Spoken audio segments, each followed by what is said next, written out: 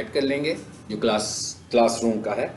इसके अलावा अभी आपने देखा मैंने लेक्चर रिकॉर्डिंग भी शुरू की है, तो जो मैं लेक्चर देता हूँ उसकी ऑन स्क्रीन रिकॉर्डिंग भी होती है, वो एक चैनल पर अपलोड हो जाती है, ग्रुप में लिंक आ जाएगा चैनल का, ठीक है। ओके, तो आपको इसकी ज़रूरत नहीं पड़ेगी क्योंकि मेरे सब लेक्चर जो होते हैं ना वो रिकॉर्ड होते हैं, ठीक है। इसलिए मैं रिकॉर्ड करता हूँ कि आप लोग घर जाके इसको रिपीटेडली सुन सकें, ताकि अगर आपको कोई चीज़ मुश्किल लगे तो आपको समझ आ जाए, ठीक है। अच्छा, अब हमारा जो बेसिक मॉड्यूल है वो है एसईओ का, search engine optimization. Search engine optimization है क्या चीज़, इसको ज़रा एक दफ़ा से फिर से थोड़ा सा मैं बता देता हूँ कि वेबसाइट तो सबकी होती हैं, सबको पता है वेबसाइट क्या होती है, ठीक है ना। मतलब जिसको वेबसाइट की साइंस का नहीं पता उसको वेबसाइट का तो उसको भी पता ही है कि भाई हर चीज़ की तो वेबसाइट है, हर काम ही ऑनलाइन है, हर चीज़ ऑनलाइन है। लेकिन अगर सिर्फ हमारी वेबसाइट है और ऑप्टिमाइज नहीं है तो हमें ऐसी वेबसाइट का कोई फ़ायदा नहीं है, क्योंकि वो वेबसाइट फिर एक विजिटिंग कार्ड की तरह ही है कि अगर आप किसी को अपनी वेबसाइट का एड्रेस देंगे तो ही वो आपकी वेबसाइट तक पहुंच सकेगा। अगर आपकी वेबसाइट ऑप्टिमाइज्ड है तो इसका मतलब ये है कि हम ये कह रहे हैं भी हमारी जो वेबसाइट है वो कीवर्ड्स के साथ, इसको और आसान कर लेते हैं, हमारी सर्च फ्रेजेस के साथ नज़र आ जाती है। यानी आपने जब किसी वेबसाइट को देखना होता है बेसिकली, तो मुमकिन तो नहीं है कि मैंने सारी वेबसाइट्स के नाम याद रखे होंगे। मैं वेबसाइट्स को कैसे देखता हूँ, मैं तो अपनी रिक्वायरमेंट की टर्म को सर्च करता हूँ। मुझे जो चीज़ चाहिए, मुझे जो कुछ चाहिए मैं वो लिखता हूँ, उसके अगेंस्ट मेरे सामने वेबसाइट आ जाती है स्क्रीन पर। सो इसका मतलब क्या हुआ, इट इज़ कॉल्ड ऑप्टिमाइजेशन। अब ये जो ऑप्टिमाइजेशन है ये तो हमें क्लियरली समझ में आ गया कुछ किए बगैर कि नेम बेस्ड तो नहीं है। मिसाल के तौर पर अगर मैं ये कहूँ कि कॉलेज हमारी वेबसाइट है, URL है हमारा peaksolutions.com, तो इसका मतलब ये तो नहीं कि मैं कहूँ peaksolution.com ऑप्टिमाइज है। भाई कोई भी बंदा पीक सोल्यूशन लिखेगा, किसको पता होगा तो लिखेगा ना, जिसको पीक सोल्यूशन का ही नहीं पता वो कैसे लिखेगा। लेकिन जिसको पीक सोल्यूशन का नहीं पता उसको ये तो पता है ना कि आपको पीक सोल्यूशन से सर्विस कौन सी लेनी है, उसको ये पता है कि पीक सोल्यूशन किस कैटेगरी में आता है, मतलब उसको पता है कि उसे क्या चाहिए पीक सोल्यूशन से, या उसे क्या चाहिए। इस तरह के एजुकेशनल इंस्टीट्यूट्स थे जो पीक सोल्यूशंस की तरह की सर्विसेज देते हैं। सो इसका मतलब क्या हुआ कि लोगों ने तो वो चीज़ लेनी है जो उनको रिक्वायर्ड है, लेकिन जब वो अपनी रिक्वायरमेंट टाइप करेंगे तो जो कुछ भी वो टाइप करेंगे उसके अगेंस्ट कोई एक वेबसाइट आनी चाहिए। वो वेबसाइट हम कहते हैं हमारी होनी चाहिए। लेकिन वो हमारी वेबसाइट कब होगी, जब वो ऑप्टिमाइज्ड होगी। अगर वो ऑप्टिमाइज नहीं होगी तो वो तो रैंक नहीं कर सकती, वो तो कभी भी ऊपर नहीं आएगी। So it is called optimization. एक सिंगल फ्रेज में मैंने आपको बताया कि ऑप्टिमाइजेशन क्या चीज़ है, कि हम क्या कह रहे हैं बेसिकली, हम ये कह रहे हैं कि हमारा जो कंटेंट वेबसाइट की सूरत में है, जब भी लोगों को उसकी ज़रूरत पड़े और वो अपनी ज़रूरत की कोई चीज़ लिखें तो हमारी वेबसाइट नज़र आए। बेशक हमारा कंपटीशन 10-15 लोगों से है, 20-25 लोगों से है, लेकिन उसके बावजूद भी वेबसाइट हमारी ही नज़र आनी चाहिए हर हालत में। It is called search engine optimization, यानी कि हमने ऑप्टिमाइज कर। अब अगर मैं इसको आपको इधर लेकर जाकर दिखाऊं गूगल पर, जैसे मैं यहाँ आता हूँ और यहाँ आकर मैं लिख देता हूँ एंट्री टेस्ट प्रिपरेशन। चलिए ये मैंने एक टर्म लिखी है कि टर्म क्या मतलब है, एंट्री टेस्ट प्रिपरेशन। जी मैंने एंट्री टेस्ट एग्जाम्स देने हैं, ठीक है, चाहे वो मेडिकल के देने हैं या इंजीनियरिंग यूनिवर्सिटी के देने हैं, तो मैं देख रहा हूँ कि मेडिकल एंट्री टेस्ट प्रिपरेशन कौन कराता है। अब मुझे नहीं पता कि पीक सोल्यूशन कराता है, स्टार्स एकेडमी कराता है, किप्स कराता है, मुझे इन चीज़ों के नाम नहीं लिखने। मुझे क्या लिखना है, मुझे अपनी प्रोडक्ट लिखनी है, जो मुझे प्रोडक्ट चाहिए।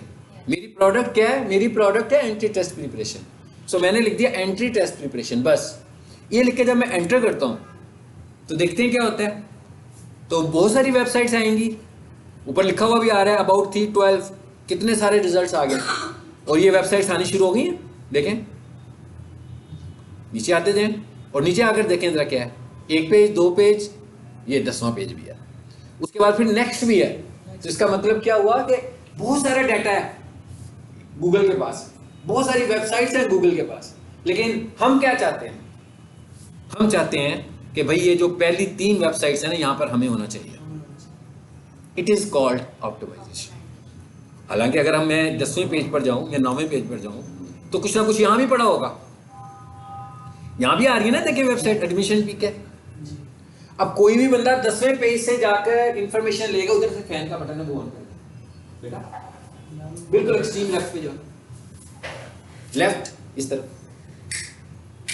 चलो ठीक हो गया। इसका मतलब ये हुआ कि कोई भी बंदा 10वें पेज की तो बात छोड़े, कोई भी बंदा 4थे 5वें पेज से नीचे स्क्रॉल भी नहीं करता। आमतौर पर क्या ट्रेंड है कि हम कोई चीज ढूंढते हैं, पहली 3-4 पोजीशंस में जो चीज हमें नजर आती है हम उसी से मसला हल कर लेते हैं, हम तो उससे नीचे भी नहीं जाते। तो इसका मतलब क्या हुआ कि हमें जो ऑप्टिमाइजेशन करनी है, बेसिकली हमने जो ऑप्टिमाइजेशन करनी है वो करना क्या है, हमारी रिक्वायरमेंट क्या है, हमारा क्लाइंट क्या रिक्वायर करता है। वो ये कहता है कि भाई मेरी वेबसाइट को पहली 5 पोजीशंस में लेकर आओ। 5 पोजीशंस भी शायद मैंने कुछ ज़्यादा बता दिया। वो कहता है पहली 3 पोजीशंस पे मुझे लेकर आओ, और 3 में से भी वो कहता है कि मैं पैसे दे रहा हूँ तो मुझे पहले नंबर पर ही होना चाहिए हर वक्त। अब अगर मैं ये कह रहा हूँ कि मैं ऑप्टिमाइजेशन कर रहा हूँ तो मैं कोई दुनिया में अकेला बंदा तो नहीं ऑप्टिमाइजेशन कर रहा ना, दूसरे लोग भी तो अपनी वेबसाइट्स की ऑप्टिमाइजेशन कर रहे होंगे। सो कंपटीशन तो चलेगा, कभी मैं ऊपर आऊँगा कभी वो ऊपर आएगा, लेकिन जो लोग ऑप्टिमाइजेशन कर रहे होंगे ये कंपटीशन सिर्फ उन्हीं में होगा। जो ऑप्टिमाइजेशन कर ही नहीं रहे वो तो 10वें पेज पर होंगे, 8वें पेज पर होंगे, 7वें पेज पर होंगे, वो तो कंपटीशन में ही नहीं है।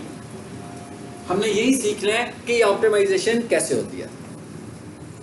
अभी आपको ये पता लग गया कि ऑप्टिमाइजेशन क्या होती है। अभी मैंने आपको सिर्फ ये बताया कि ऑप्टिमाइजेशन से मुराद क्या है।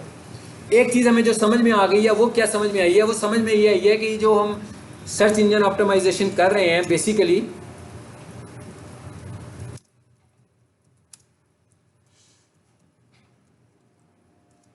ये किसकी कर रहे हैं हम,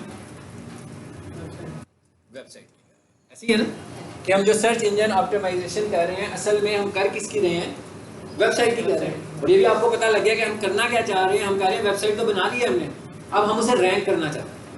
हम कहते हैं कोई भी बंदा मेरी प्रोडक्ट की सर्विसेज को, मेरी वेबसाइट की प्रोडक्ट्स को, मेरी प्रोडक्ट वेबसाइट की कैटेगरी को ढूंढे, सर्च करे तो अमंग डिफरेंट कंपटीटर्स मैं सबसे टॉप पर नजर आऊं।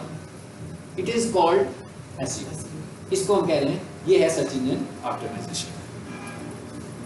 अब हमने बात की वेबसाइट की, अब थोड़ा सा एक मुख्तसर सा मैं ओवरव्यू दूंगा पिछले लेक्चर का कि आपकी जो वेबसाइट है, वेबसाइट को अगर हम ये कहें तो वो 3 चीज़ों पर मुश्तमिल है। एक तो वेबसाइट का डिज़ाइन है ना, मतलब आप कोई भी वेबसाइट खोलते हो एक डिज़ाइन आता है आपके सामने।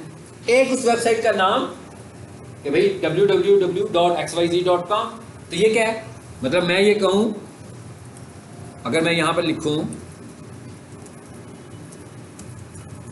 प्रोफेशनल किचन, लिख दिया जी मैंने, लिख दिया मैंने प्रोफेशनल किचन इक्विपमेंट। सबसे ऊपर क्या आया, उसका नाम आ गया।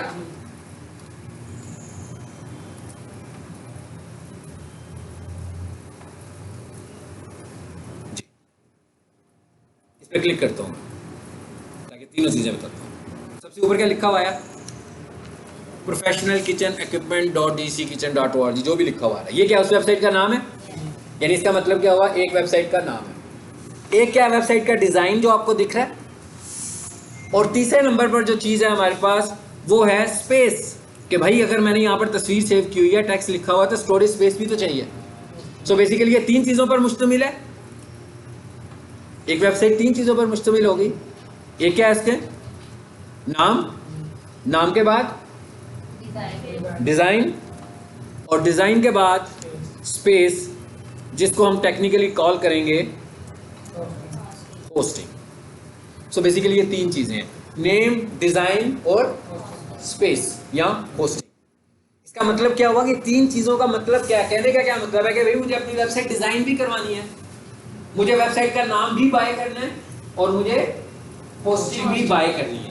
यानी जो खरीदने वाली चीजें हैं वो क्या है, होस्टिंग, नेम और डिजाइन मुझे परचेज करना है किसी से। अब इनमें से कुछ चीजें ऐसी हैं जिनकी वंस परचेज है। वंस परचेज का क्या मतलब है कि भाई मुझे किसी से वेबसाइट का डिजाइन बनवाना है, तो मैं से कहूंगा भाई मुझे ये वेबसाइट चाहिए, मुझे ये डिजाइन करके दे दें, तो ये वंस परचेज है। हो सकता है वो मुझे कहे जी मैं 20,000 में बना दूंगा, 50,000 में बना दूंगा, 1 लाख में बना दूंगा, 2 लाख में बना दूंगा, 3 लाख, कितने का भी बनाएगा, मगर वंस कॉस्ट है। एक ही दफा मैं उसे पे करूंगा, एक ही दफा मुझे वेबसाइट का डिजाइन बनाकर देगा, मैं उसको पेमेंट करूंगा, वेबसाइट मेरे हवाले हो जाएगी, बात खत्म। सो जो हमारा वेबसाइट का डिजाइन है वो तो वंस कॉस्ट है हमारे पास। नो डाउट कि अगर आप अगले साल आप प्लान करें कि नहीं यार ये डिजाइन पुराना हो गया, अब इसको अपडेट करना चाहिए, फिर तो आपको दोबारा इसके पास जाना पड़ेगा। लेकिन अगर आप एक डिजाइन के साथ चलना चाहें तो हम चल सकते हैं, हमारी मजबूरी नहीं है कि हमें दूसरे साल भी उसके साथ जाना पड़ेगा। लेकिन आपका जो नाम है, अब नेम के लिए मैं टर्म इस्तेमाल करने जा रहा हूं, शाबाश, कौन बताएगा? Domain, very good. Domain and hosting, यानी कि स्पेस। तो ये जो दो चीजें हैं ये वंस नहीं है, ये रिन्यूएबल है। ये क्या है? ये रिन्यूएबल है। यानी इसका क्या मतलब है? ये हम बाय करते हैं मिनिमम 1 ईयर के लिए, कम से कम 1 साल के लिए हम इसे परचेज करते हैं वंस। जब साल खत्म होता है, जब 1 साल पूरा हो जाता है, तो इसका मतलब क्या होता है कि इसकी पेमेंट भी एक्सपायर हो जाती है, फिर हमें दोबारा नए साल के लिए इसकी पेमेंट करनी है। यानी इसकी पेमेंट कैसे हो रही है? एनुअल बेसिस पर हो रही है। डिजाइन हमने किससे बनाया है? किसी एक्सपर्ट बंदे से। हमने कहा भाई आपको वेबसाइट बहुत अच्छी बनानी आती है, आप हमें एक वेबसाइट बना कर दो जी। सर नेम कैसे चेंज होगा? क्योंकि वेबसाइट तो हमारी स्पेसिफिक चलती है, जैसे जस्ट नहीं, नेम चेंज नहीं होगा, नेम रिन्यू होगा। पेमेंट्स की बात हो रही है, पैसों की बात हो रही है, चेंज नहीं होगा। नाम तो वही रखेंगे, चेंज बिल्कुल नहीं करना, नाम वही रखना है हमने।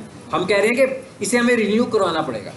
हम ये कह रहे हैं वेबसाइट डिजाइन बनवाया मैंने 2020 में, ठीक है, 2030 तक मेरी वेबसाइट चल सकती है अगर मैं चाहूँ तो, जस्ट फॉर डिजाइनिंग के लिए। डिजाइन के लिए। उसके बाद मैंने जब उसको उसका नाम खरीदना है, जैसे आप पाकिस्तान में कोई बिजनेस करते हैं तो आपका कोई बिजनेस नेम बाय करते हैं ना कि जी ये पीक सॉल्यूशन मेरा नाम है, कोई और ना इस्तेमाल कर सके, तो नाम हमने परचेज करना है। सो इस नाम की परचेज की जो वैलिडिटी है वो 1 ईयर है। लेकिन 1 ईयर का मतलब है कि मिनिमम 1 ईयर है। मैं चाहूँ तो 2 साल के लिए खरीद लूँ, मैं चाहूँ तो 3 साल के लिए खरीद लूँ, 5 के लिए भी खरीद सकता हूँ, 7 के लिए भी खरीद सकता हूँ। डिपेंड्स कि आप जहाँ से सर्विस ले रहे हैं क्या उनके पास ये अवेलेबिलिटी है। 3 साल की तो सबके पास होती है, 1 से 3 साल तक, ठीक है। इसका ये मतलब हुआ कि उसने मुझे नाम दे दिया, लेकिन मैं मुझे हर साल उस नाम के अगेंस्ट पैसे दे रहा हूँ, इसलिए कि वो नाम उसने अब मुझे दे दिया हुआ है ना, डेडिकेट जो कर दिया, तो वो नाम उसने किसी और को तो नहीं देना।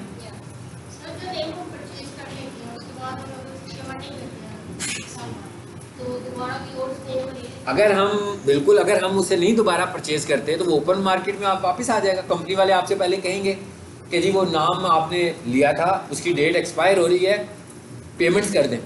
तो अगर हम पेमेंट नहीं करेंगे या मैं उन्हें मैसेज कर दूँ कि नहीं जी अब हम नहीं कर रहे, बिजनेस ही छोड़ दिया हमने, तो वो नाम दोबारा से ओपन आ जाएगा, कोई भी बंदा उसको दोबारा से।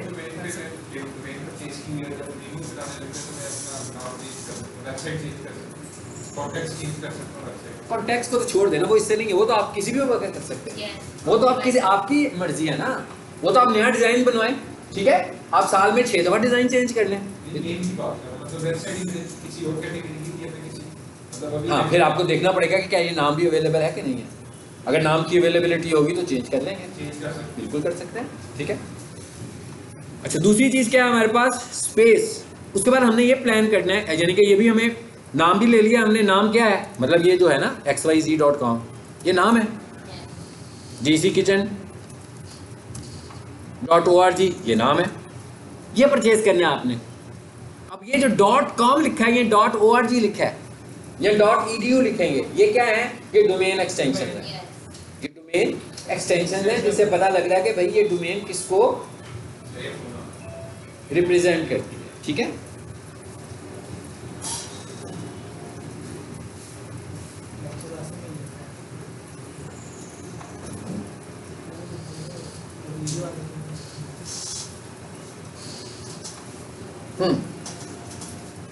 इसका मतलब क्या हुआ? हमें होस्टिंग भी परचेज करनी है, ये भी 1 साल के लिए होगी।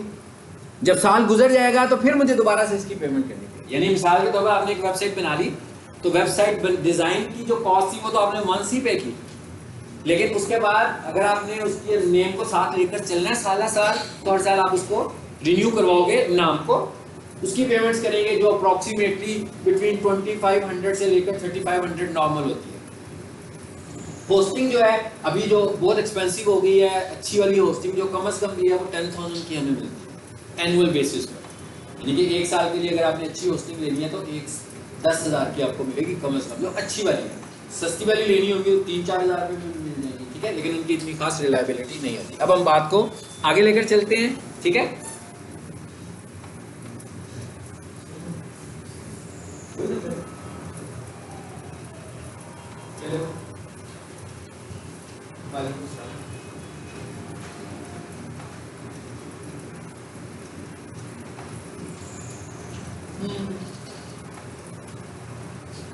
कर लीजिए।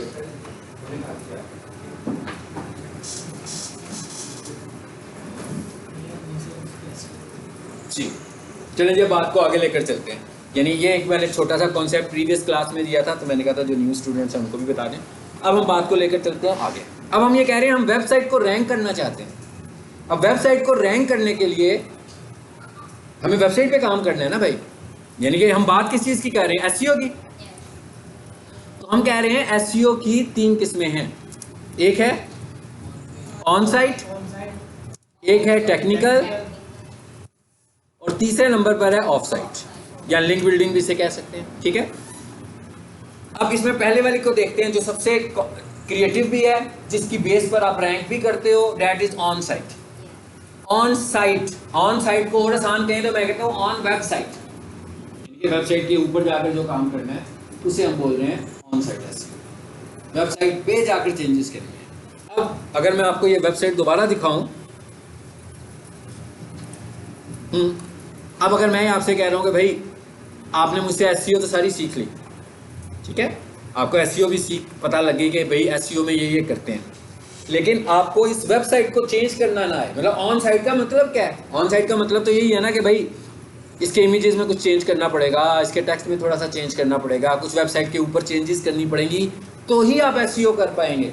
तो अब अगर आपको वेबसाइट एडिट करनी नहीं आती तो क्या आपको लगता है कि आप ऑन साइट एसईओ कर सकते हैं? कभी भी नहीं कर सकते। मगर हम लोग वेब डेवलपर नहीं है, ठीक है ना। मतलब मैं खुद एसईओ करता हूँ तो मैं भी वेब डेवलपर नहीं हूँ। लेकिन जो एसईओ करने वाले लोग होते हैं वो अगर वेबसाइट को एडिट ना कर सकते हो तो इसका मतलब यह है कि वो एसईओ भी नहीं कर सकते। समझ आ रही है पॉइंट क्या कह रहा हूँ मैं? कि हमें एसईओ सीखने के लिए वेबसाइट एडिट करनी आनी चाहिए, वही हम सीखने वाले हैं। मतलब पहले फेज में हम वही सीखने वाले हैं कि जब तक हमें वेबसाइट, मिसाल के तौर पर अगर मैं आपसे ये कहूँ कि भाई ये ऊपर नाम लिखा हुआ है ये चेंज करना है, ये देखें माउस ड्रैग कर रहा हूँ जहाँ, ये तस्वीर लगी हुई है इसे चेंज करना है। अच्छा, उसके बाद ये इमेजेस आ रहे हैं, स्लाइडर्स, इन्हें चेंज करना है। ये मेन्यूज़ कम ज़्यादा करनी है, ये लोगो आ रहा है इसे चेंज करना है, इसके अंदर कुछ थोड़ा सा टेक्स्ट और ऐड करना है मुझे। अच्छा, उसके बाद ये इमेजेस आ रहे हैं, इनको ऑप्टिमाइज करना है। अब ये सारा काम तो वेबसाइट पे है, ये सब चीज़ें ही वेबसाइट पे पड़ी हुई हैं। अगर आप वेबसाइट में आकर कुछ कर नहीं सकते तो ये काम भी नहीं कर सकते। इसका मतलब क्या हुआ कि हमें पहले फेज में क्या सीखना है? वेबसाइट को एडिट करना है। जब हमें वेबसाइट एडिट करनी आ जाएगी तो ही हम डिफरेंट फैक्टर्स जो होंगे एसईओ के इम्प्लीमेंट कर सकेंगे। यानी इसका मतलब अभी हम पहले फेज में क्या सीखने जा रहे हैं? वेबसाइट एडिट करना। ठीक है, चलिए अब और आगे बात करते हैं। अब वेबसाइट जो बनी होती है वो हमारे पास 2 स्टाइल से बनी होती है, ठीक है। हाँ, बिल्कुल सही है। एक वेबसाइट होती है कोडिंग वाली, जिसमें कोडिंग होती है, हालांकि दूसरी वेबसाइट में भी कोडिंग ही होती है, ये नहीं कह सकते कि उसमें कोडिंग नहीं है। दूसरी जो वेबसाइट होती है ना उसे हम बोलते हैं CMS। CMS stand for content management system. यानी एक कोडिंग वाली वेबसाइट है और एक CMS बेस्ड वेबसाइट। कोडिंग वाली वेबसाइट का क्या मतलब है कि जिसकी बैक एंड पर कोडिंग हुई हुई है, ठीक है। और CMS का क्या मतलब है कि बैक एंड पे तो इसकी भी कोडिंग है, लेकिन इसका जो फ्रंट एंड है वो कलरफुल है, वो ग्राफिकल है, वो ऐसी है जैसे आप माइक्रोसॉफ्ट वर्ड इस्तेमाल करते हो। माइक्रोसॉफ्ट वर्ड इस्तेमाल करें, मैं आपको टेबल लगाना है, पता है ना आपको, टेबल ड्रा करेंगे, कोई पिक्चर लगानी होगी पिक्चर ड्रा करेंगे। यानी हर चीज़ के टूल्स हैं हमारे पास, उन टूल्स की मदद से हम उनको यूज़ कर रहे होते हैं। सो इस तरह की जो वेबसाइट्स होती हैं उनको हम बोलते हैं CMS। और इसकी जो एग्जांपल है हमारे पास, जो सबसे पॉपुलर एग्जांपल है पाकिस्तान में, दैट इज वर्डप्रेस। कि जो वर्डप्रेस के अंदर वेबसाइट बनी हुई है वो किस कैटेगरी में आती है? वो CMS में आती है। वर्डप्रेस के अंदर बनी हुई वेबसाइट्स किस कैटेगरी में आती हैं? CMS में आती है। शॉपिफाई में जो बनी हुई वेबसाइट्स हैं वो CMS में आती है। विक्स में जो बनी हुई वेबसाइट्स हैं वो CMS में आती है। यानी इसका क्या मतलब है कि ये कोडिंग करके वेबसाइट्स नहीं बनी हुई, बल्कि ये प्लेटफॉर्म्स हैं, एप्लीकेशंस बने हुए हैं वेबसाइट्स बनाने के लिए, कि भाई आप इन प्लेटफॉर्म्स को इस्तेमाल करें, इन एप्लीकेशंस को इस्तेमाल करें। ड्रैग एंड ड्रॉप में उन्होंने ऑप्शन दी होगी कि भाई इमेज लगाना है तो ड्रैग करके इधर रख लो, वीडियो लगानी है तो ड्रैग करके इधर रख लो, ब्लॉग्स बनाने हैं टाइपिंग के तो ड्रैग करके ले आओ। यानी उसमें आप कोडिंग नहीं कर रहे, बल्कि ड्रैग एंड ड्रॉप से वेबसाइट बना रहे हैं, ठीक है। उसको हम साथ साथ देखेंगे कि ज़्यादा बेहतर कौन सी होती है आगे चलकर। अच्छा, अब अगर आप कोडिंग वाली कर रहे हैं, अब मैंने क्या कहा कि कोडिंग वाली कर रहे हैं, CMS कर रहे हैं, उसमें भी कोडिंग है, तो इसका मतलब क्या होगा कि अगर आप कोडिंग वाली कर रहे हैं तो आप ज़्यादा कंट्रोल्ड हैं, कंट्रोल आपके हाथ में है, ठीक है। हम कोडिंग वाली को करेंगे और CMS वाली को हम समझेंगे, लेकिन क्योंकि हमारे पास जो वेबसाइट आएगी एज ए डिजिटल मार्केटर हमें भी नहीं पता कि हो सकता है कभी कोई कोडिंग वाला ले आए तो कभी कोई CMS की ले आए, तो हमें तो दोनों की SEO करनी आनी चाहिए, तभी हम काम कर सकेंगे। अगर हमें किसी एक की आती होगी तो दूसरे को तो हमें नो ही करना पड़ेगा कि भाई वो वाला तो काम मैं नहीं करता, मैं तो सिर्फ एक यही वाला काम कर रहा हूँ। हमें दोनों आने चाहिए। अगर आप कोडिंग को अंडरस्टैंड कर लेंगे तो मेरा ख्याल है 1 से 1.5 लेसन में आप CMS को अंडरस्टैंड करेंगे, ठीक है। अगर कंपैरिजन मैं करूँ कि coding versus content management system, तो मैं रिकमेंड करता हूँ कोडिंग को। उसकी वजह क्या है, CMS की जो वेबसाइट्स हैं उनमें सबसे ज़्यादा वायरसेस आते हैं, हैक सबसे ज़्यादा CMS की वेबसाइट्स होती हैं, वर्डप्रेस की वेबसाइट्स में सबसे ज़्यादा सस्पिशियस एक्टिविटीज़ होती हैं। अब अगर मैं नेचुरल रूटीन देखूं तो इस वक्त मार्केट में जो ज़्यादा वेबसाइट्स हैं वो CMS की। उसकी वजह क्या है, उसकी वजह ये है कि अगर कोई बंदा एक वेबसाइट बनाएगा CMS में और वो 10,000 रुपये की बन रही होगी, और वही वाली वेबसाइट वो कोडिंग में बनवाएगा तो वो 40 या 50,000 रुपये की बन रही होगी, यानी कोडिंग वाली वेबसाइट्स की कॉस्ट बनती जो है वो एक्सपेंसिव होती है। अच्छा, उसके बाद जो CMS की वेबसाइट होती है उसमें एक प्रॉब्लम हमें और भी होता है कि उसके अंदर जैसे कोडिंग में तो कोडिंग लिख रहे हैं आप, कोडिंग लिख दी वेबसाइट बन गई, ठीक है, चेंज करनी है कोडिंग चेंज करेंगे। मगर जो CMS की वेबसाइट है उसके अंदर क्या होता है, छोटे छोटे सॉफ्टवेयर होते हैं जिनको हम बोलते हैं प्लगइन्स। मैंने टर्म इस्तेमाल किए छोटे छोटे सॉफ्टवेयर समझाने के लिए। बेसिकली क्या होते हैं, वो प्लगइन्स होते हैं, वो प्लगइन्स के साथ बनी हुई एक वेबसाइट होती है। इसका मतलब क्या होता है कि वो प्लगइन्स भी क्रिएट हुए होते हैं किसी खास वक्त में। अब उन प्लगइन्स के भी तो कोई अपडेट्स आते होंगे, इसका मतलब उन्हें भी अपडेट करना पड़ता होगा। हो सकता है कि किसी टाइम के ऊपर कोई ऐसी सस्पिशियस एक्टिविटी हुई हो कि पता लगे कि यार ये प्लगइन अब काम नहीं करेगा, अब नया प्लगइन चलेगा, जिसका मतलब क्या हुआ, वो प्लगइन तो गया, नए प्लगइन की जरूरत है। अब जो आम यूजर है उसको इन सारी बातों का तो नहीं पता, उसकी वेबसाइट तो गई, एक प्लगइन अगर एक्सपायर हो गया, एक वेबसाइट के 4 प्लगइन एक्सपायर हो गए, उसे कैसे पता लगेगा कि भाई प्लगइन एक्सपायर होने वाले हैं या आज हो रहे हैं। यानी इसकी लाइफ इतनी अच्छी नहीं है जब तक कि इसको कोई बंदा ट्रूली देख ना रहा हो, और वो एक्सपर्ट बंदा भी होना चाहिए। लेकिन जो कोडिंग के अंदर बनी हुई वेबसाइट है वो उसका प्लगइन का तो कोई कॉन्सेप्ट ही नहीं है उसमें, वो सारी की सारी किससे हुई हुई है, कोडिंग से। हाँ, ये हो सकता है कि आपको 10 साल बाद उसका स्टाइल पसंद ना आए, लेकिन वो 10 साल तक भी आपकी वेबसाइट चलती रहे, उसे कोई इशू नहीं आएगा। लेकिन जो वर्डप्रेस की वेबसाइट है, अगर उसके सारे प्लगइन्स एक्सपायर हो गए तो वेबसाइट तो गई। प्लगइन्स एक्सपायर होने का क्या मतलब है, ऐसे ही है ना जैसे घर के बाहर ताले लगाए हुए हैं और ताले खोखले हो गए हैं आपके, तो जब ताले खोखले हो गए हैं तो कोई भी बंदा आपके घर के अंदर एंटर हो सकता है। वो प्लगइन्स के अंदर एक तो फीचर है कि उस प्लगइन ने काम क्या करना है, नो डाउट उसके अंदर सिक्योरिटी का फीचर भी तो होगा ना, तो उसने आपकी वेबसाइट को सिक्योर कैसे रखना है। तो वो जो सिक्योरिटी के इश्यूज होंगे वो तो ओपन होल्स हो जाएंगे सारे के सारे, तो कोई भी उन वेबसाइट्स पे आ सकता है, ठीक है। चलिए अब आगे चलते हैं बात को लेकर।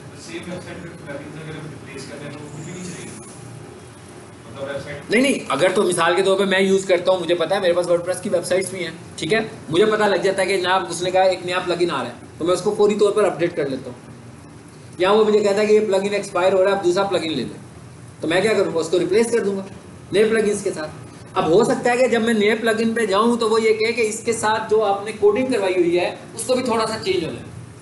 इसका मतलब क्या हुआ, मुझे किसके पास जाना पड़ेगा, डेवलपर के पास दोबारा से जाना पड़ेगा। जब मैं उसे कहूँगा कि यार ये एक्सपायर हो गया, पुराना वर्जन नया वर्जन कर दो, वो चार्ज करेगा मुझे। और आमतौर पर जो वर्डप्रेस वाले लोग होते हैं, जब उनको हम कहते हैं ना कि मेंटेनेंस इश्यूज आ रहे हैं वेबसाइट में, तो वो ये कहते हैं कि अब आप यूँ करें, पुरानी को छोड़ दें, नई वेबसाइट बनवा लें, ठीक है। लेकिन कोडिंग में ऐसा इशू नहीं आएगा, कोडिंग में एक ही बंदा होगा जो उसको ऑपरेट कर रहा होगा और उसकी कुछ चीज़ें एक्सपायर होने के चांसेस नहीं होंगे। चलिए अब चलते हैं आगे। यानी अब हमें ये बात समझ में आ गई है कि हमें आ गई है ना समझ ये बात कि हमें क्या करना है, हमें सबसे पहले वेबसाइट को एडिट करना सीखना। यानी आप यूँ समझ लो कि हम थोड़ी देर, लेकिन याद रखें हम वेबसाइट एडिट करने का बिल्कुल मतलब नहीं है कि मैं आपको वेब डेवलपमेंट सिखाने लगा हूँ, ठीक है। मैं बिल्कुल वेब डेवलपमेंट नहीं सिखाना चाहता, ना ही सिखाने लगा हूँ, ना ही सिखाऊंगा। बल्कि मैं आपको ये सिखाऊंगा कि अगर हमारे पास कोई वेबसाइट आ जाए तो हम उस वेबसाइट में चेंजेस कैसे करते हैं। तो इसका मतलब क्या हुआ कि हमने डायरेक्ट चेंजेस करनी है। अब हमने ये देखना है कि as a SEO search engine optimizer, as a search engine optimizer मुझे कोडिंग की कौन कौन सी चीज़ों की ज़रूरत है, ताकि हम वो वाली चीज़ें सीख लेंगे।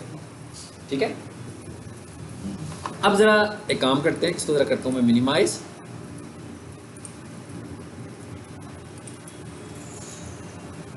और कोई भी वेबसाइट में फ़िलहाल खोल देता हूँ। मिसाल के तौर पर ये खोल लेते हैं।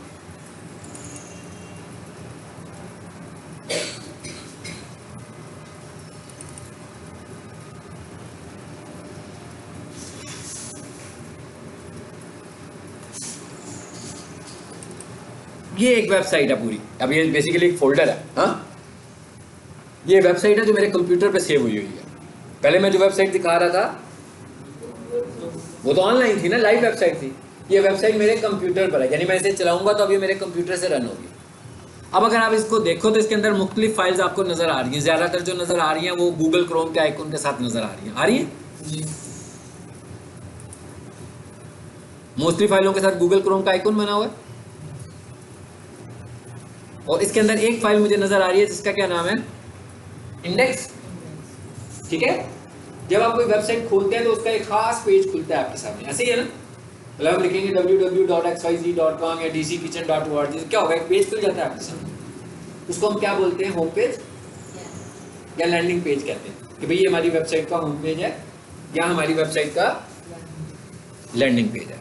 अब मैं इस पर क्लिक करता हूँ जी, इंडेक्स पे। सर पहले इंडेक्स को समझ लेते हैं ना, और मैंने माउस इस पर रखा है तो साथ HTML भी लिखा हुआ है ना। इस पर क्लिक करता हूँ। अब ये टॉपिक आपके लिए बिल्कुल नया है, इसलिए आपको थोड़ा सा, आपके लिए तो नया नहीं होगा, बाकी लोगों के लिए जिनको HTML बिल्कुल नहीं पता, क्योंकि अभी हमें थोड़ा सा HTML को समझना, बहुत थोड़ा सा। मतलब हमने कोई HTML पढ़नी नहीं है सारी की सारी, बल्कि हमने ये देखना है कि ऐसी HTML जो SEO के लिए ज़रूरी है, हमने उसको फोकस करके समझना है। फोकस करके हमने उसी को ही सीखना है। वेबसाइट खुल गई है, एक देखें उसी। अच्छा, ऊपर आकर देखें जरा एड्रेस बार में, यहाँ पर क्या लिखा हुआ है, फाइल। ये तो पता लगेगा कि लाइव नहीं है। जो दूसरी वेबसाइट थी उस पर लॉक बना हुआ था, तो वो लाइव वेबसाइट थी, ऑनलाइन थी वो, इस पर फाइल लिखा हुआ है, तो इसका क्या मतलब हुआ, ये लोकल वेबसाइट है।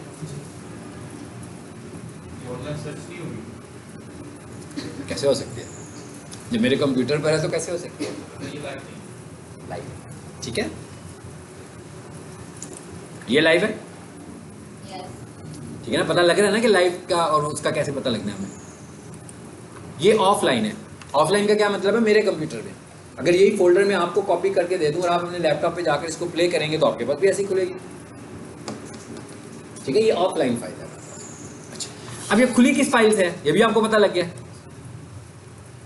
किससे खुली है, index.html से। ऐसे ही है।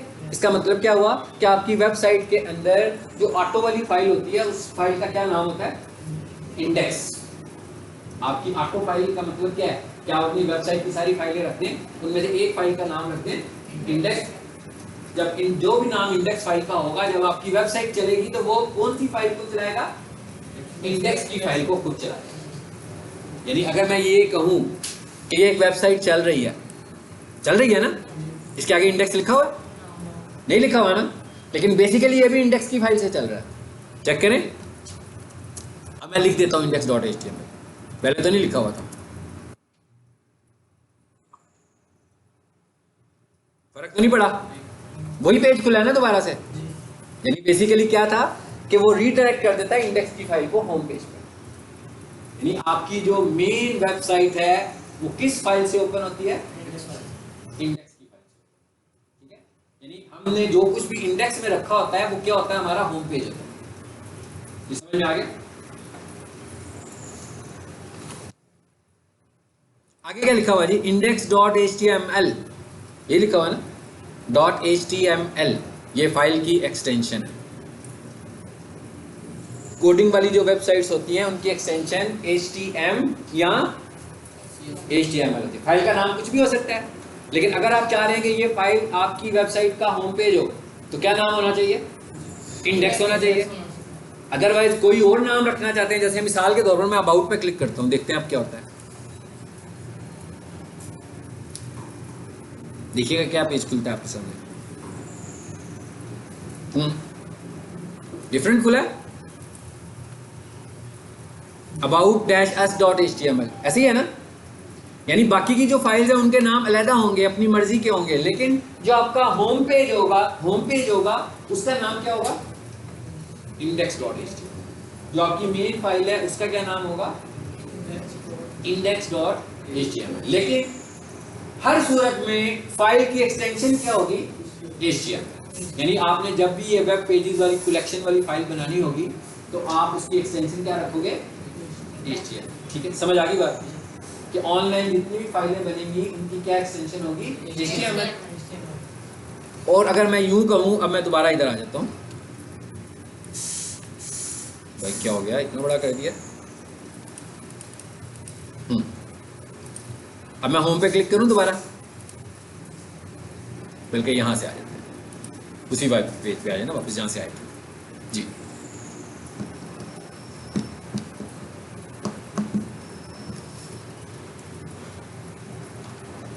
इस फाइल का क्या नाम है, index.html।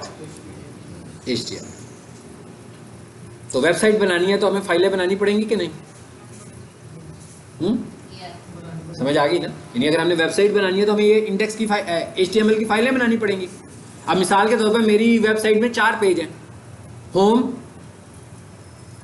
अबाउट अस, गैलरी और कॉन्टैक्ट अस, 4 पेज हो गए। उसकी जो एक पेज है, मेन पेज जो है जिसे मैं होम कह रहा हूँ, उसका क्या नाम होगा उसकी फाइल का, index.html। दूसरी का नाम मैं बेशक about-us.html रख लूँ, तीसरी का नाम बेशक मैं gallery.html रख लूँ, चौथी का नाम मैं contact-us.html रख लूँ, लेकिन सारी की सारी हैं HTML। ठीक हो गया। अब हम ये कह रहे हैं कि ये फाइलें हमने कैसे बनानी है, ठीक है। सिर्फ आज स्ट्रक्चर देखेंगे, बनाएंगे हम अगली क्लास में, ठीक है, क्योंकि आज मेरा ख्याल है कुछ स्टूडेंट्स भी कम है उसकी वजह से, रोड्स की वजह से। अब हम ये देखने लगे हैं, मैंने अभी कुछ भी नहीं पढ़ाया, ठीक है ना, और ना ही मैं वेब डेवलपमेंट सिखा रहा हूँ, ये भी ज़हन में रखना है। हमने टेक्निकल तरीके से वेबसाइट बनानी है। ये आपको जो वेबसाइट दिख रही है ना, बेसिकली ये मैंने आपसे बनवानी है। ये वेबसाइट आपसे बनवानी किस तरह है कि ये पूरी की पूरी वेबसाइट मैं आपको दूंगा और आप लोगों से चेंज करवाऊंगा। चेंज कैसे करवानी है कि आप अपनी मर्जी से जो भी बनाना चाहते हैं बना लें इसका, यानी कि इसका सारा कंटेंट चेंज कर दें आप, और जो वेबसाइट आप बनाना चाहते हैं वो बना लें, ठीक है। ये वेबसाइट भी स्टूडेंट नहीं बनाई हुई है, बोले ये वेबसाइट ऐसे नहीं है किसी प्रोफेशनल से बनवाई है हमने। ये वेबसाइट देख रहे हो ना, कुछ उससे मिलती जुलती है कि नहीं है, मिलती जुलती है ना। तो ये वेबसाइट मैंने दी हुई है स्टूडेंट्स को, और उन्होंने आगे से ये बना दिया, और ये मैंने समझा दिया था कि कैसे बनाना है। आपको भी वैसे ही समझाऊंगा जैसे उनको समझाया हुआ है, ठीक है। अच्छा, अब हमें क्या पता होना चाहिए कि what is HTML file. No theory, कोई थ्योरी की बात नहीं करनी हमने, कुछ याद नहीं करना, हम तो सिर्फ ये देखने लगे हैं कि भाई HTML फाइल कैसे बनाते हैं, ठीक है। तो HTML फाइल का स्ट्रक्चर क्या होता है।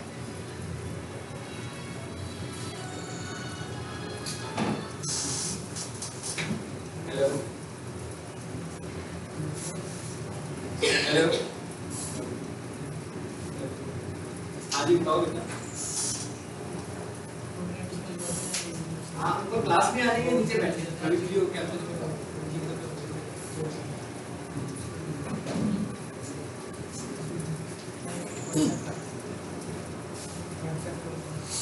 सो अब हम क्या कहने लगे हैं, सिर्फ मैं आपको इस वक्त HTML फाइल का स्ट्रक्चर बताना चाह रहा हूँ, ताकि आप ये बेसिकली तो आपने बनानी है ना भाई HTML फाइल, ठीक है। तो जब आप HTML फाइल बनाएंगे तभी हम होम पेज पे लगा सकेंगे ना उसको। तो पहले हमें क्या पता होना चाहिए, स्ट्रक्चर, कि HTML फाइल का स्ट्रक्चर कैसा होता है, ठीक है। सबसे पहले तो एक चीज़ आज के लेक्चर के लिए याद रखेंगे, HTML फाइल को आपने बनाना किस में है, नोटपैड में। नोटपैड सबको पता है विंडोज़ के अंदर होता है, हाँ। नोटपैड लिख के एंटर कर दें, जैसे मैंने लिखा है, ये देखो, ये मैं रन में गया हूँ, यहाँ अगर नोटपैड टाइप कर दिया और एंटर कर दिया तो नोटपैड खुल गया मेरे सामने। तो मुश्किल काम तो नहीं है, ये तो विंडोज़ का काम है, इसका डिजिटल मार्केटिंग से कोई ताल्लुक नहीं है, हाँ। अच्छा, सबसे पहले हमने सिर्फ अभी हमने स्ट्रक्चर समझ लेना है, इसका स्ट्रक्चर क्या है, कि एक HTML फाइल का क्या स्ट्रक्चर होता है।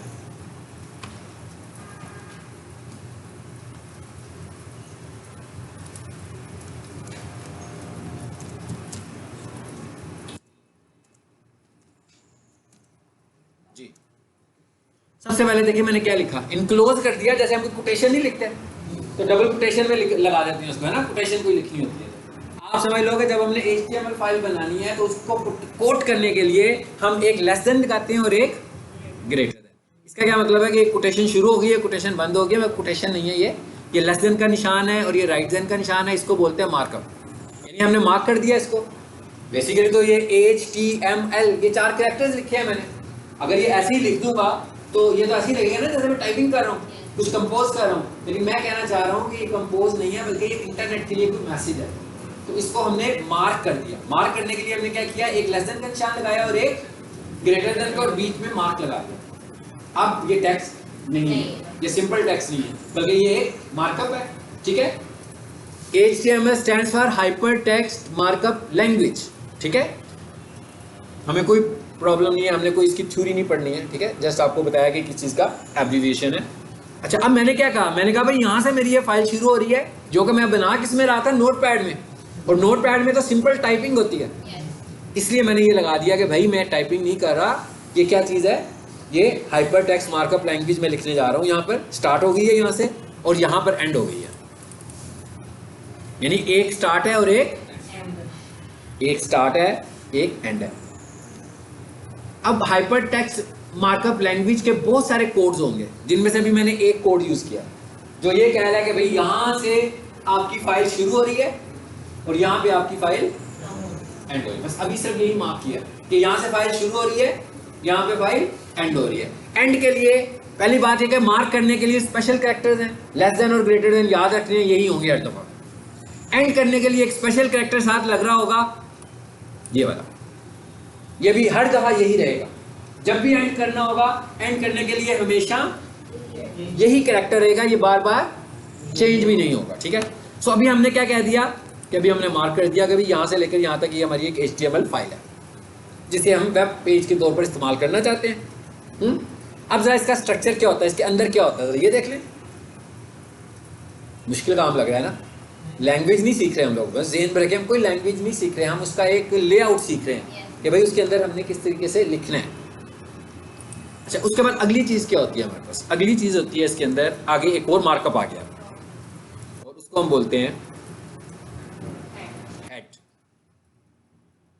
हेड क्या होता है भाई, टॉप सबसे ऊपर वाला हिस्सा किसी भी चीज़ का, यानी कि वेबसाइट का जो सबसे ऊपर वाला हिस्सा है वो कौन सा है, हेड है। अब अगर मैं बोलूं वेबसाइट का सबसे ऊपर वाला हिस्सा है कौन से वाला वाला, ये नो, ये जहां पे बेस्ट प्रोफेशनल किचन लिखा हुआ है ना, नजर आ रहा है ऊपर के नहीं आ रहा, ये है हेड वाला पार्ट। और भी बहुत सारी चीजें आएंगी, लेकिन आपके लिए जो विजिबल पार्ट है वो ये है। यानी अगर मैं आपको दिखाना चाहूँ कि हेड कहाँ है तो मैं करूँ ये हेड है, ठीक है। और भी बहुत कुछ है हेड में शामिल, वो बाद में देखेंगे, क्योंकि वो चीजें हमें यहाँ पे नजर नहीं आ रही है। जो चीज नजर आ रही है वो मैंने आपको दिखाई है। लो जी, हेड स्लैश हेड। अभी हम देखेंगे कि इसमें क्या आना है।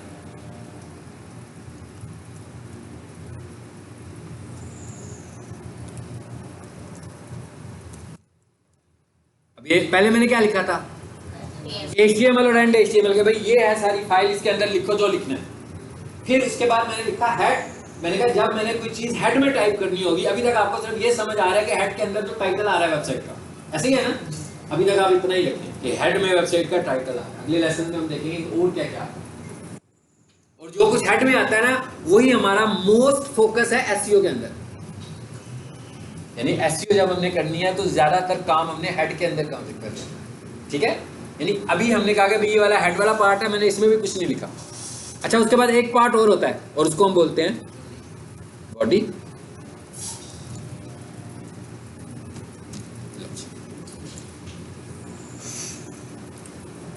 बॉडी कौन सी है, ये यहां से लेकर नीचे तक जो कुछ भी आपको वेबसाइट में नजर आ रहा है, आपको जो कुछ भी वेबसाइट पे नजर आ रहा है वो सब क्या है, वेबसाइट की बॉडी है। हेड में, हेड बॉडी में नहीं है, ये है हेड बॉडी में तो नहीं था ना, हेड कहाँ था, ऊपर नजर आ रहा था आपको। यानी अगर मैं आपसे कहूं कि क्या हेड इसका हिस्सा है, नहीं, हेड कहाँ है, हेड ये है, ऊपर है, हेडर के तौर पर आ रहा है। और ये बॉडी है आपकी वेबसाइट की सारी। यानी इसका मतलब क्या होगा कि जितना कुछ भी मैंने बनाया हुआ है, आप यूँ कह लें कि हमारी जो वेबसाइट बनती है वो किस में बनती है, बॉडी में बनती है। ऐसी है ना, यानी कि आपकी वेबसाइट का जो कंटेंट है बेसिकली वही आपकी बॉडी है। ठीक है, तो सर ये जो निच के दो वो है रिबन और वो सर्कल, उसका भी कोई नाम नहीं होता? ये उसका भी कोई नाम नहीं? सब ये पूरा बॉडी है, सारी की सारी बॉडी चल रही है। ठीक है, ये एंड तक हमारी बॉडी है। लेकिन अगर मैं चाहूँ तो मैं यूँ कह सकता हूँ कि ये नीचे जो आ रहा है ना, ये फुटर है। जो एंड पे आ रहा है वो क्या है, फुटर है। लेकिन बेसिकली वो भी बॉडी में ही एग्जिस्ट करता है, एग्जिस्ट वो भी बॉडी के अंदर ही कर रहा है हमारे पास। ठीक है, स्ट्रक्चर समझाया मैंने और कुछ नहीं किया। अभी फाइल भी नहीं बनाई हम लोगों ने। यानी आपने जब भी HTML की फाइल्स बनानी है तो ऐसी बनानी है। एक काम करें जरा, ये वेबसाइट कोडिंग से बनी हुई है, ऐसे ही है ना, ये तो पता लग गया ना, मैंने बताया था शुरू में भी आपको। तो मैं क्या करता हूँ, यहाँ पे राइट क्लिक करता हूँ वेबसाइट के ऊपर, और ये क्या लिखा है, व्यू पेज सोर्स। मैंने इसका कोड देखना चाह रहा हूँ, कह रहा हूँ ना कोडिंग से बनी हुई है, तो मैं इसका कोड देखना चाहता हूँ। कैसे देख रहा हूँ, right click, view page source, आ गई कोडिंग सारी। तो आपने इसे देख के परेशान नहीं होना कि क्या ये हम सीखने वाले हैं। सर मेरी ना कोडिंग की डेफिनेशन ही क्लियर हो रही है। कोडिंग की टर्म किसके लिए? कोडिंग की टर्म, जैसे मैं किसी चीज़ को डिफाइन करता हूँ ना, तो आपको चीज़ समझ में आ जाती है। उसकी एक डेफिनेशन यहाँ भी लिख देता हूँ। एक चीज़ है जो आपके दिमाग ने कंसीव किया है, और एक चीज़ है जो आपकी कॉपी ने कंसीव किया है। जो डेफिनेशन है वो तो आपकी कॉपी ने कंसीव किया है, जो कॉन्सेप्ट है वो आपके दिमाग ने कंसीव किया है। इसी तरह हम ये कहें कि जो कोडिंग है जो मैंने अभी आपको दिखाई है, पहले तो नहीं थी नज़र आ रही, इसका मतलब क्या हुआ, ये फ्रंट एंड तो नहीं था। वेबसाइट का फ्रंट एंड क्या है, ये है जो देख रहे हैं आप स्क्रीन पे, और वेबसाइट का बैक एंड क्या है, यानी ये वेबसाइट बन कैसे रही है, इस कोडिंग की वजह से डिज़ाइन हो रही है। समझ आए बात? यानी कि वेबसाइट को जो हम बना रहे हैं, मतलब मैं ये कह रहा हूँ कि भाई ये तस्वीर लगानी है, अब ये तस्वीर कहाँ लगानी है, वेबसाइट के ऊपर। इस तस्वीर को लगाने के लिए मुझे क्या करना है, कोड लिखना है, दैट इज कोडिंग। यानी आप जो चीज़ बनाने लगे हैं उसको करने के लिए जो चीज़ आपको चाहिए वो क्या है, हमारे पास कोडिंग है। जैसे माइक्रोसॉफ्ट वर्ड है, टेबल बनाने लगते हैं, क्या करते हैं, इंसर्ट टेबल, 3 कॉलम 5 रोज, टेबल आ गया ना, इसलिए कि वही फ्रंट एंड है और वही बैक एंड है। लेकिन अगर मिसाल के तौर पर माइक्रोसॉफ्ट वर्ड ऐसे ना होता, बल्कि वो आपसे कहता है कि भाई टेबल बनाना है, तो यहाँ पर आकर एक कमांड लिखो कि please suggest me table with 4 columns and 3 रोज, तो मैं एक कमांड टाइप करता और फिर टेबल बन जाता। तो इसका मतलब है वो जो कमांड है वो क्या है, कोडिंग है। वो जो मैंने उसे कमांड दिया ना, इंस्ट्रक्शन दे रहा हूँ कि ये काम इस तरह करो, वो हमारी कोडिंग है। ठीक है, चलिए जी, अब इसमें आ जाए वापस। अभी तक हमने कुछ नहीं किया, इसके अंदर भी कुछ नहीं बनाया, नेक्स्ट क्लास में हम बनाएंगे। अभी हमने सिर्फ स्ट्रक्चर समझा कि एक HTML फाइल का, कौन सी HTML फाइल है, बेसिकली ये एक HTML फाइल है जो हम देख रहे हैं। ठीक है, ये हम बना रहे हैं और उसकी आउटपुट हमें ऐसे मिल रही है। लिख हम कोडिंग रहे हैं, मगर उसकी आउटपुट हमें वेबसाइट की शक्ल में मिलने लगी हुई है। ठीक है, सो ये बनाने के लिए हमने पहले समझाया इसका स्ट्रक्चर क्या होता है। स्ट्रक्चर क्या है जी, HTML एंड HTML, सबसे पहले हेड, उसके बाद बॉडी, अब क्या रह गया आखिर में, इसको सेव करना है हमने, ये अगली क्लास में करेंगे, आज नहीं करेंगे। ठीक है, नेक्स्ट क्लास में इसको सेव करेंगे और नेक्स्ट क्लास में हम इसका कुछ बनाएंगे कि कोई चीज़ इसकी बनाते किस तरीके से। ठीक है।